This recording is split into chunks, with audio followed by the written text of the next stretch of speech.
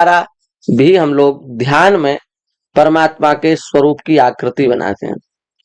जैसे पुराणों में हम भगवान के अलग अलग ध्यान पढ़ते हैं, शास्त्रों में भी भगवान के अलग अलग, श्री सीताराम जी का ध्यान अलग स्वरूप में है, श्री राधे कृष्ण जी का ध्यान अलग स्वरूप में है, श्री लक्ष्मी नारायण भगवान का ध्यान अलग। तो वो जो भी है उस स्वरूप की हम एक आकृति बनाते हैं कि ऐसे भगवान के केश हैं। भगवान का सुंदर आप ध्यान करें, शिख से लेकर नख तक और नख से लेकर के शिख तक भगवान के नखमणि चंद्रिका की ज्योत्सना ऐसी है कि उसको देख करके सूर्य चंद्र भी लज्जित हो जाते हैं। भगवान के सुंदर अरुण अरुण अनियारे जो हैं, अरुणारे जो हैं, वो भगवान के नख हैं। भगवान के सुंदर चरण कमल हैं, बिल्कुल कमल के समान चरण हैं। भौरे भगवान के चरणों में आकर के कमल का चिंतन करते हुए कमल के धोखे आकर के भगवान के चरणों से लिपट जाते हैं।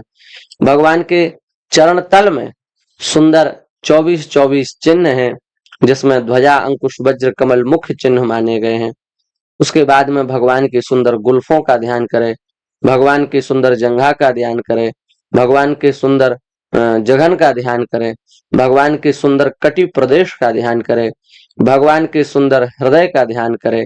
हृदय में भगवान की 3 रेखाएं हैं, नाभि भगवान की अत्यंत गंभीर है, उसका ध्यान करें। उसके बाद भगवान के वक्षस्थल का ध्यान करें। चौड़ा भगवान का सुंदर उभरा हुआ वक्षस्थल है, सुंदर उस पर श्रीवत्स आदि के चिन्ह शोभित हो रहे हैं, कौस्तुभ मणि आदि विद्यमान है। उसके ऊपर आकर के भगवान की शंख के समान सुंदर ग्रीवा है, उस सुंदर ग्रीवा का ध्यान करें। भगवान की सुंदर थोड़ी का ध्यान करें, भगवान के सुवृत्त सुचिक्कन कपोलों का ध्यान करें।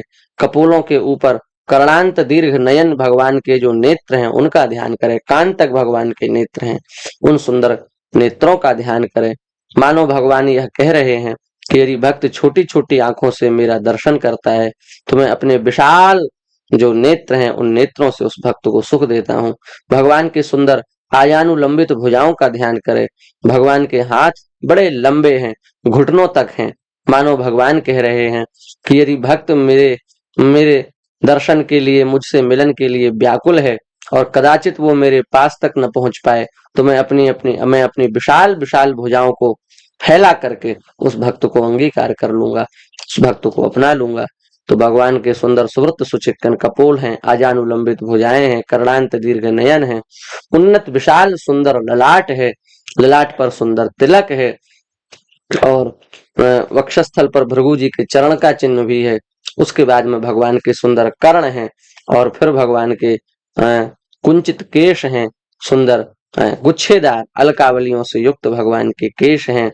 इस प्रकार नख से लेकर के शिख तक, शिख से लेकर के नख तक जब ध्यान करके एक स्वरूप बनाया जाता है तो उस स्वरूप में भी प्रतिमात्व प्रतिष्ठित परमात्म तत्व प्रतिष्ठित हो जाता है और उस स्वरूप का भी हम लोग ध्यान कर सकते हैं।